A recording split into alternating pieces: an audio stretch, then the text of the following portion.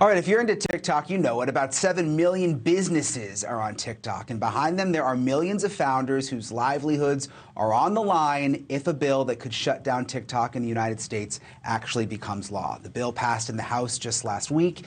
Its path in the Senate, it's unclear right now. Majority Leader Chuck Schumer has not decided whether the bill will go to a vote. President Biden said he would sign the bill if it reaches his desk. Now, here's what's at stake. According to one report, TikTok helped business owners generate more than $14.5 billion in revenue just last year. Many of these small businesses started as side hustles during the pandemic and morphed into full-time jobs for founders and creators.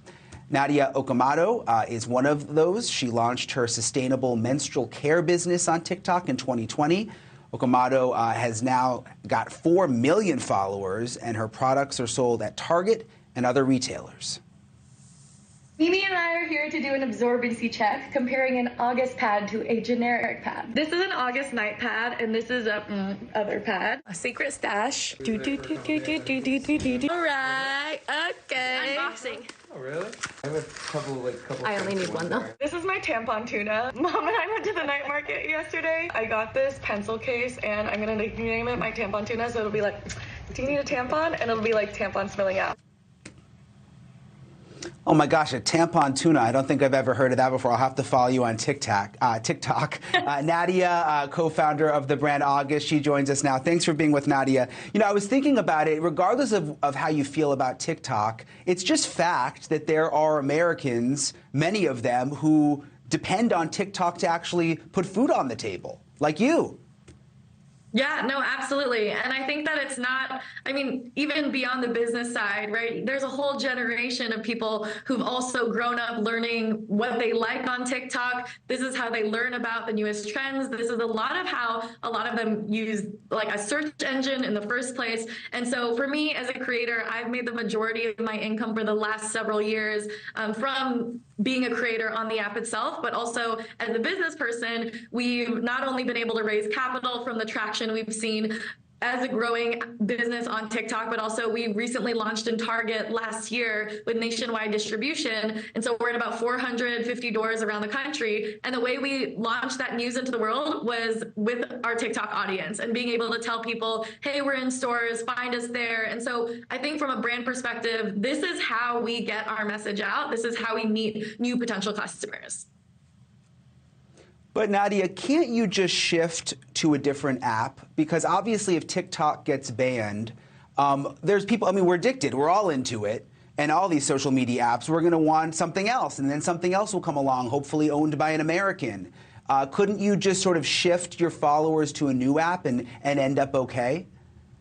That is my favorite question to answer right now, because while there are other social media platforms, the way that TikTok is built and the way that consumers actually interact with the app is very, very unique, right? So if you think about being a user of TikTok, you go onto this platform and primarily you're operating on the For You page, meaning that people who are on TikTok are in constant discovery mode. You're looking at brands and content creators you don't already follow. You're looking at new trends versus on Instagram and most other social platforms, you're actually looking at content of people you're already following, right? So you log on to Instagram, you're on your home screen, and your home screen is a feed of people that you're already following. And while there is an explore page, where it opens up to and where you're actually consuming content is on that homepage, right? So when you think about like kind of a traditional marketing funnel, right? Really, TikTok is a unique opportunity for top of funnel brand awareness in a way that is not seen on other social platforms. It also has a very advanced algorithm, meaning that the exploration of finding things that you're interested in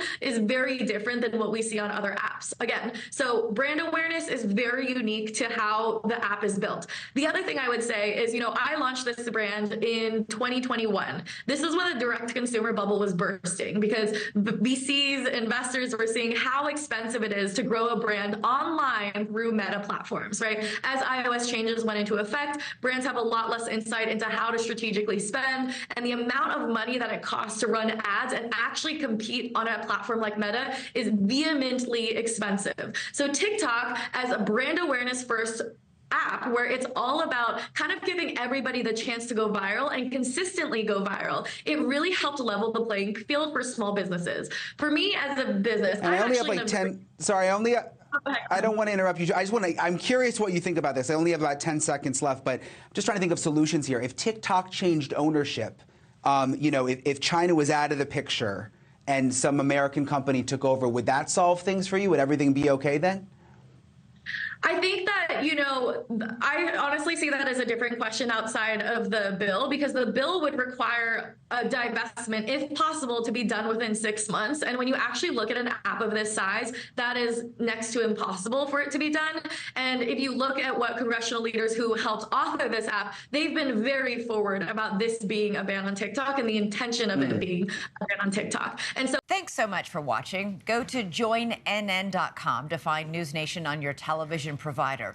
And don't forget to click the red subscribe button below to get more of NewsNation's fact-driven, unbiased coverage.